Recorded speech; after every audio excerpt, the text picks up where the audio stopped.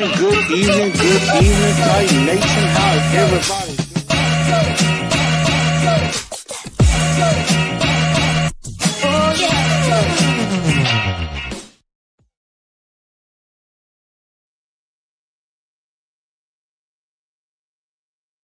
What's up, Titan Nation? This is your boy Chris, aka Blue Enforcer, and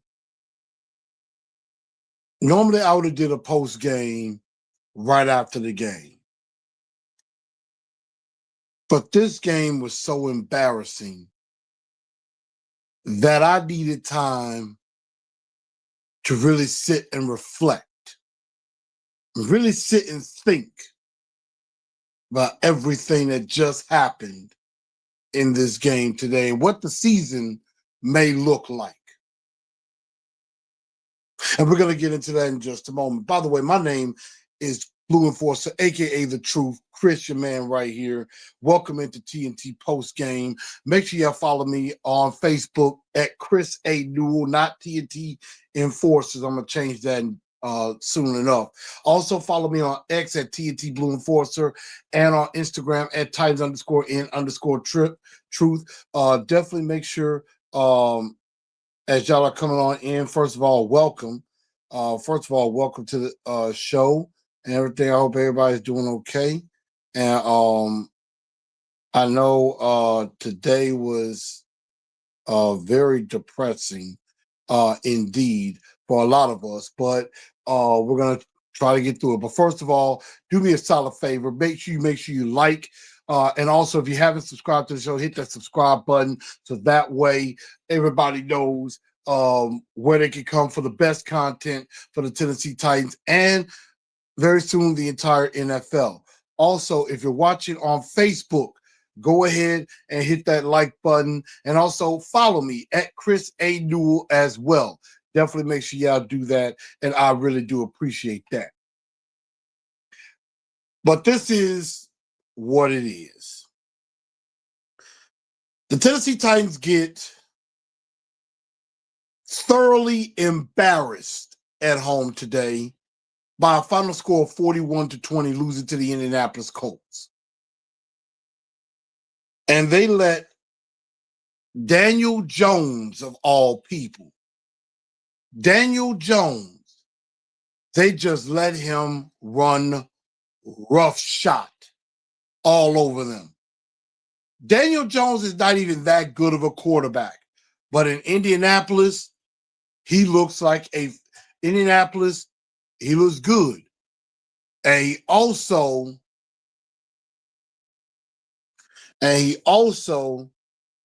looks like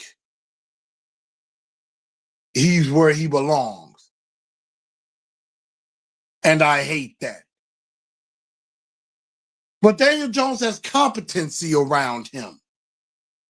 He has somewhat of a competent head coach, a general manager who at one point his job was on the line, but might be figuring some things out. And they have an all-around good team built around them. And that's why they thoroughly embarrassed the Tennessee Titans today. Daniel Jones only threw for 228 yards, but he also ran for 27 yards. A couple of times he could have been sacked, but nobody was able to get home. So let's talk about it from the Colts end first. And I appreciate everybody coming on in. And make sure, again, y'all like and share the show out to everybody. So that way everybody knows where they can find the content.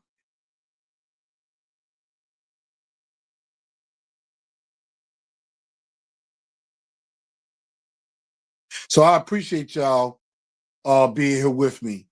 And at the same time, also, Jonathan Taylor, 102 yards rushing. He's one of the better running backs in the league. He's been playing second fiddle to Derrick Henry for quite a few years now, but now he gets to shine as the best running back in the AFC. And then, of course, we have our usual trolls. We had XD Gamer talking about Duval, which I could care less about the Jaguars.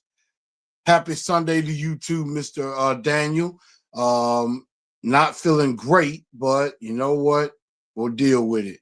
Pete Tabali says fire Brian Callahan. I'll get to that in just a bit.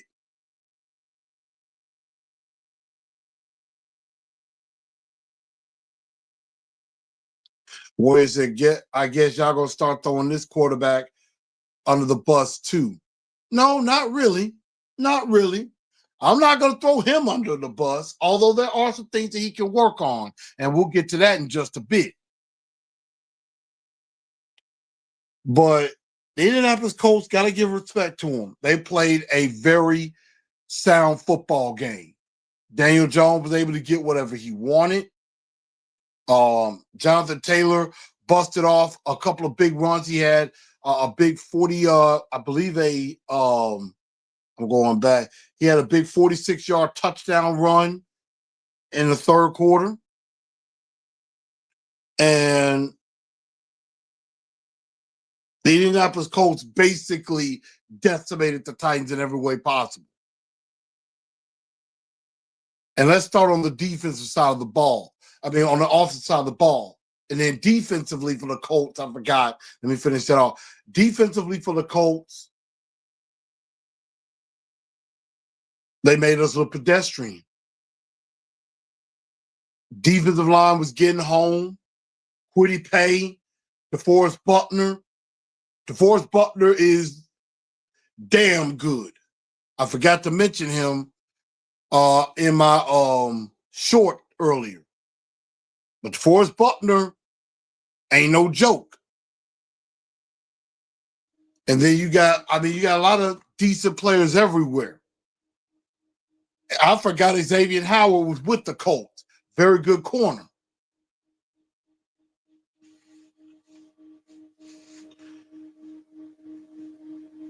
So it was a very sound football game on both sides for the Indianapolis Colts. On the other side, for the Tennessee Titans, where do we start? Cam struggled. Only threw for 219 yards, had a touchdown and an interception. Had that pick six to begin the game, which once that happened, you could kind of tell something bad was about to happen. You could tell something bad was going to happen. Got sacked 4 times. Tony Pollard, only 16 carries, 45 yards. He did have a touchdown. Chig, came with 5 catches, 66 yards. Alec Eilmanor, even though he only had 4 catches, 38 yards, but he had a touchdown. This guy's going to become the best receiver on our team. That is, Alec and Chig were the bright spots today. And we saw a little bit of Gunnar Helm. And Kabire DK, that we got us a returner. Those are the positives that I take. And we had a Tyler Lockett sighting. 4 catches, 37 yards for Tyler Lockett. And Cam struggled because there were times he held the ball too long. There were times where he could have gotten out of the pocket and escaped, and he took too long to leave. The offensive line is not going to be able to hold up as long as he thinks they do. That offensive line is not very good. Outside of Peter Skoronski. And I throw Lloyd Cushenberry in there. He's not doing well either.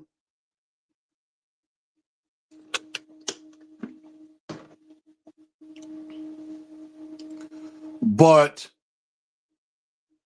this offensive line, especially on the right side without Zeitler and J.C. Latham, terrible. And Dan Moore is not much better. That dude sucks. That dude sucks balls too. Extremely. Because there was a particular play where Chig was blocking a pass rusher, Kwity Paye, and Kwity Paye was able to get home. Not that Chig did a bad job holding him up, but you're asking a tight end to block a pass rusher. That's asking a whole lot. He's not a left. He's not a tackle. That's asking way too much. And so that was just, it was terrible. And I felt for Cam. But there were some times Cam held the ball entirely too long. Again, offensive line, terrible. But Cam did okay when he had time. There was some times the offensive line did have some decent time. But it was all for naught. And one of the biggest disappointments of this entire game and of this entire season is our supposed number one receiver and $92 billion wide receiver by the name of Calvin, I can't catch a cold to save my life, Ridley.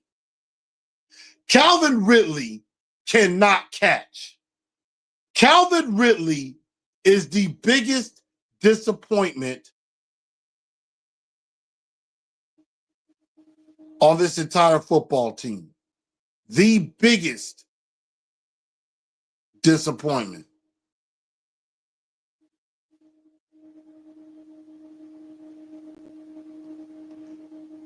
And Titan South says, imagine going for a 60-yard field goal instead of going for it on 4th and inches. Yep, that happened. And again, we gonna get to that. We gonna get to that. Josh Reyes says, I feel like my 10-year-old son calling plays through Madden for us will be more productive than Callahan's play calling. I mean, no lies detected. I could have called better plays. Titans to the playoffs this season is all I care about. Until then, it's tightened up. Warriors, I'm sorry to tell you, we ain't nowhere near close to the playoffs. We're not. We are not anywhere near the playoffs. The entire stadium was booing Callahan for not going for it on 4th and inches. And I want to say it was Stillman. Jared Stillman brought up on his podcast today about that. Or it might be A to Z Sport. One of them mentioned that you had your fans booing the coach going into the locker room. Not a good sign. And again, we're going to get to the coach in just a minute.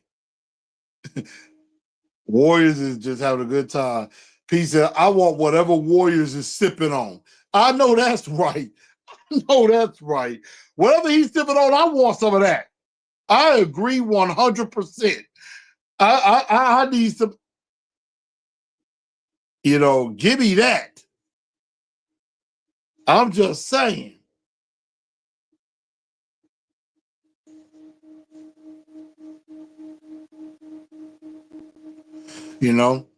Definitely make sure y'all definitely make sure y'all check out StreamYard, and definitely check out StreamYard. If you're looking to start a podcast to level up, definitely do that. And help me by getting a referral. So it was bad. Calvin Ridley is a huge disappointment. $92 million wide receiver, and he can't catch nothing. He dropped at least 2 catchable balls in this game. One of them would have been a touchdown, but he drops it. Another would have been a big first down, and he drops it. And then he disappears in this game. Like, I don't think, maybe the coaches is just not setting Ridley up to get open or things like that, because a lot of times coaches scheme players open. And it seems like Cam has to work so hard to find an open receiver.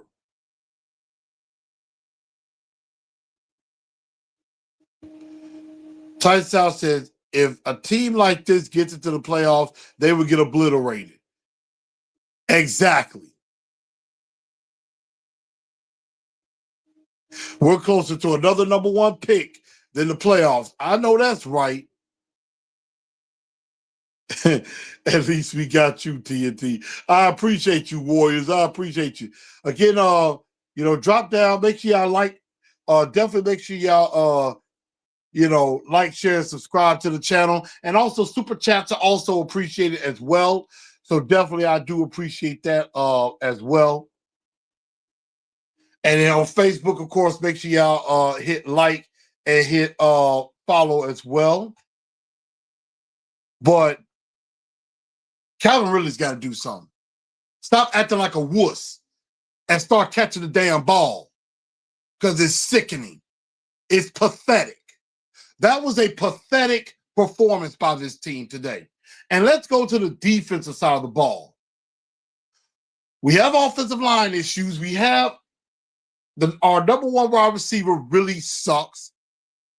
And dag, our defense looked pitiful today. We have absolutely zero pass rush.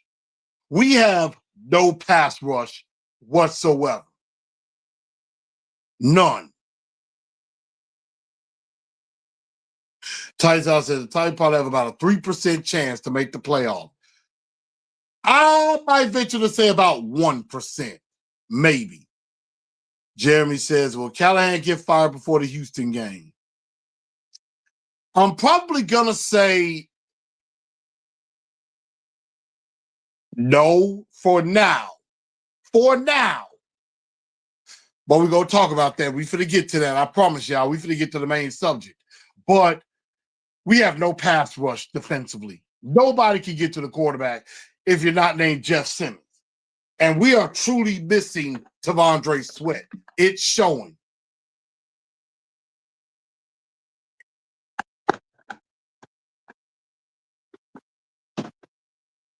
It's showing when T'Vondre Sweat's not in there. Arden Key can't get home. Semi Oladejo is a rookie. Draymond Jones is a wasted free agency pickup. I didn't even know he was still on the field because I didn't notice him. He was invisible. I didn't really hear anything from Cody Barton or Cedric Gray. And our secondary, oh my God, could not tackle anybody. L'Jarius Sneed is another huge disappointment. $76 million cornerback can't cover nobody. All he does is get penalties. And then there was a run where Jonathan Taylor, humiliated him. Basically did like what Derrick Henry slightly did to Josh Norman. He didn't send him flying, but he humiliated L'Jarius Sneed. L'Jarius Sneed is not very good right now. I don't know if he's still dealing with the injury or something like that, but he sucks right now.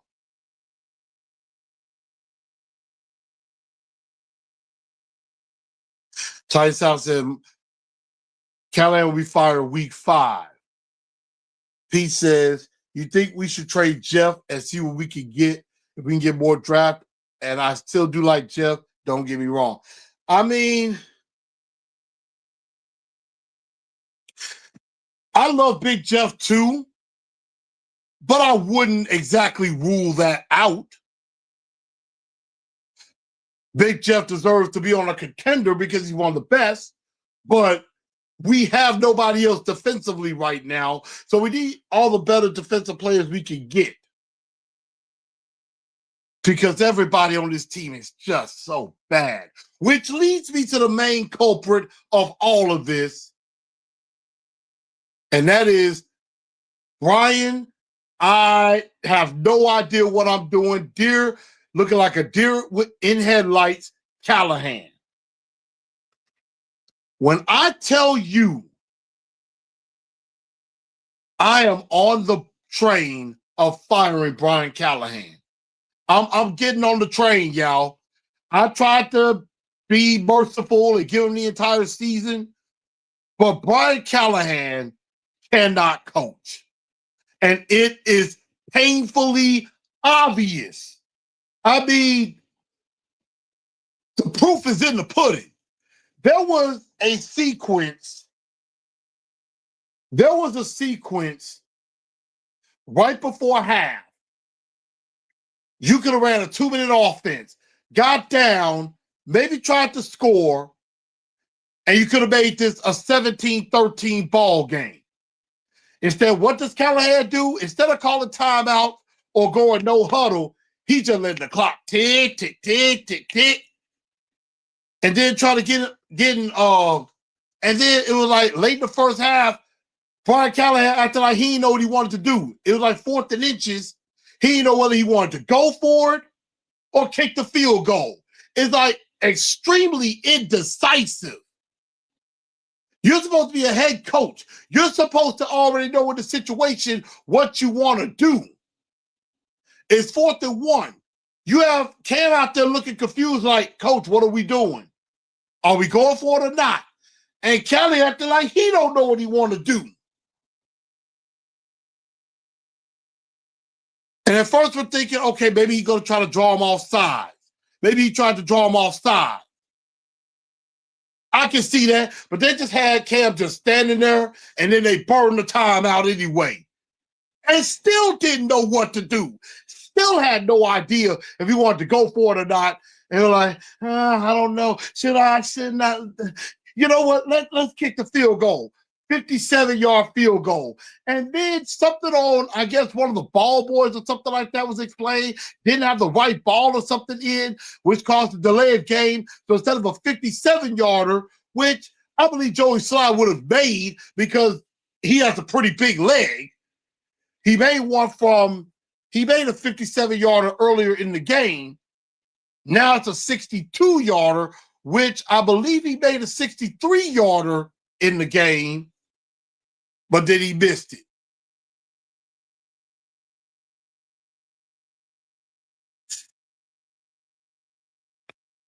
Ty South said, I went nuclear when he still kicked it after the delay of game. We had opportunities to turn this game around, but nope, we can't capitalize on anything. I agree. We had chances. We could have cut that to, it could have been 17-9. But if you really were aggressive, which it seems like he's more passive-aggressive, you could have been down 17-13 going into the locker room. The Colts get the ball to start the second half. And I told some people there, I was like, the Colts get the ball back after the missed kick. They get a field goal. I'm like, it's going to be 27-6 before the Titans touch the ball again. And lo and behold, that's exactly what happened. They would score a touchdown on their first drive in the third quarter. Before the Titans even touch the ball, they're down 20. They're down 3 scores.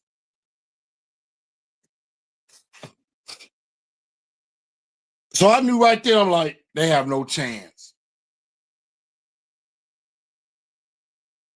So some things that Brian Callahan did out there today was, as Jared would call it, coaching malpractice 101. So I'm with a lot of you. Brian Callahan needs to go. He does not know what he's doing. And as much as I hate to admit this, and I know he's a legend as an offensive line coach, he could take his dad with him.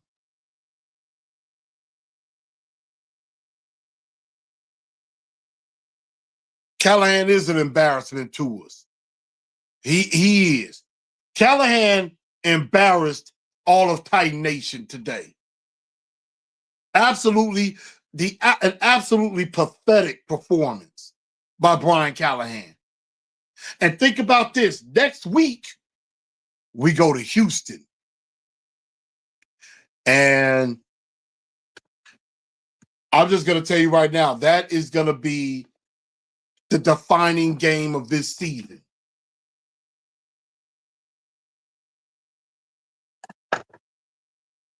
And this is why. This is Brian Callahan's most important game of his life. His life, his coaching, his hot seat, I think, is on fire. His hot seat is getting really, really hot. Like the flames are starting to burn. And then you're going to Houston at 0-3. You're going not just to Houston, but you're going into Amy Adams Strunk's backyard. Even though she's got a house in Nashville, she's dedicated to Nashville. You're going into the Adamses' backyard of Houston. So you know the entire Adams family is going to be there. Amy Adams Strunk, Kenneth Adams IV, everybody else that's involved in the Adams family is going to be there. And usually heads roll if you look terrible and you embarrass the family in Houston. Again, Callahan, I don't know what's worse. I thought Ken Wisenhunt was the worst coach in franchise history. Brian Callahan is riding that line. Like, he is really competing hard for that title. And if you go out there in Houston and completely embarrass yourselves again, I truly think heads are going to seriously roll. As in, somebody's getting canned. And Josh says, I think the only thing we can do for the rest of the season is just fire Callahan, get Denard Wilson a chance to coach this team for the rest of the year. Players seem to respect him a lot. Either him or Bones Fossil. Because Fossil at least has some head coaching experience, I believe. And I can't blame special teams. But this all falls on Brian Callahan. He cannot coach. He does not know what he's doing. Now, I agree with this out on Ben Johnson, but by the way things are looking, Ben Johnson ain't exactly setting the world on fire either in Chicago. And I see the Chiefs and Giants just got started, so probably going to get ready to watch that game. Zach Taylor ain't looking too hot in Cincinnati, although they just got completely obliterated by the Minnesota Vikings.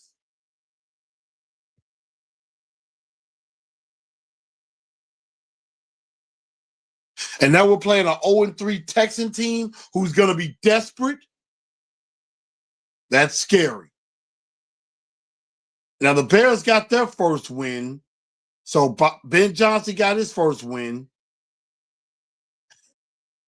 The Carolina Panthers got a victory today, beating the Atlanta Falcons. It's pitiful, y'all. And I think it's only going to get worse. I do. I am scared that it is only going to get worse. And Cyclops TV 24, Texas defense going to baptize Cam Ward. Yep. Because you got Will Anderson and Daniil Hunter. And you also got a Danico Autry, who we should have kept. That Texas defense could feast on Cam Ward. Not good. Not good at all. So I'm going to pray for Cam Ward because this organization is failing him right out of the gates. And we got to get Brian Callahan out of here now. Nick Holtz can go with him. Bill Callahan can go with him too. And we get a competent coach who knows what they're doing. Somebody who's called plays before. Because I'm pretty sure there's a lot of coaches out there that would love to get their hands on Cam Ward. So that's that on that. It was just a pathetic performance by all parties involved. Embarrassing. And they need to give all the fans a refund for that pathetic performance. It's terrible.